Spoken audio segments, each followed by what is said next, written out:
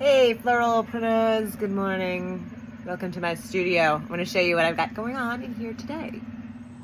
Okay, so this is my no holds barred look at what's really happening in my studio this morning. It is Thursday morning, and I have two weddings, and I am going to be cranking out some bouquets pretty soon. But here's where I am at, and the reason I want to show you this very unfiltered, unrefined look is I feel like people are starting weddings so late, like they're leaving things till morning of that can be done in advance.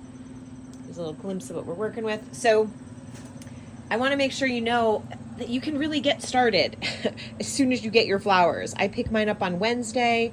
I removed foliage from my spray roses. I set up some buckets for bouquets.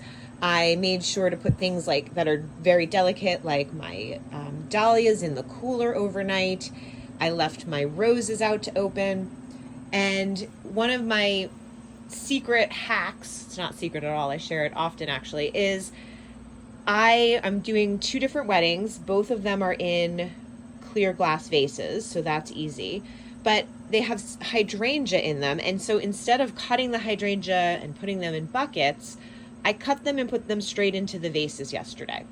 So then after I did that, I went ahead while I was cleaning my spray roses, just taking off the foliage. I decided I would do the same for the spray roses.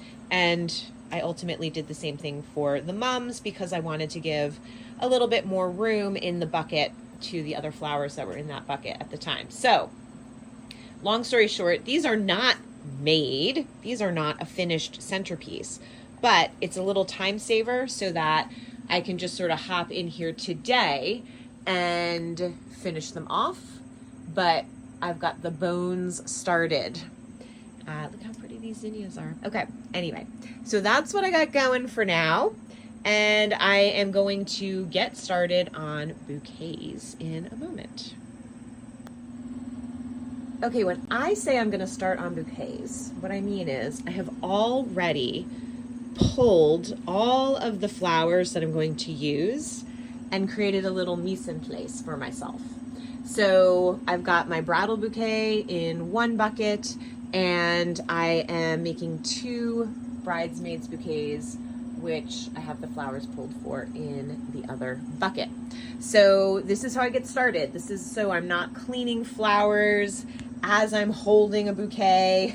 Everything is waiting for me and I can just get to work. So that's what I'm gonna do. That's my mise en place.